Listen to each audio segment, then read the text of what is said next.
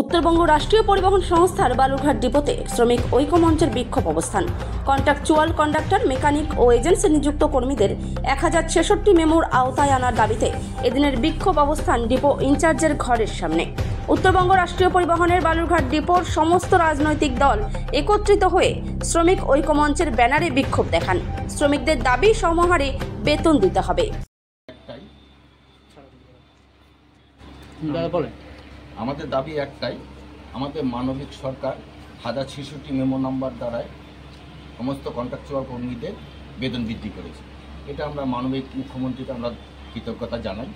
পাশাপাশি আমরা দুঃখের সঙ্গে বলছি যে আমাদের যে পরিচালক ভাই আছে, মেকানিক আছে, তাদের কিন্তু আমাদের 1066 নাম্বার মেমো নাম্বার আওতায় আনা হয়নি এবং বেতনটা বৃদ্ধি করা হয়নি। এটা আমাদের খুব দুঃখ।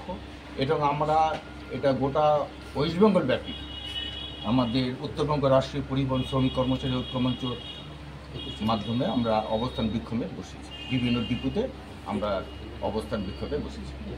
কতদিন চলবে এটা? এটা যতদিন না আমাদের দাবি মানা হবে ততদিন আমরা এই বিক্ষোভ কর্মসূচি চালিয়ে যাব। যদি আপনাদের দাবি না মানা হয় পরবর্তীতে কী করবে? পরবর্তীতে আমাদের কুচবিহারে যারা আহ্বায়ক আছে ঐক্যমঞ্চের, তারা যে নির্দেশ দেবে আমরা সেই নির্দেশ পালন করব। আপনার নাম? আমার নাম কমল রায়চৌধুরী, বালুরঘাট ডিপো পরিচালক এবং ঐক্যমঞ্চের সদস্য।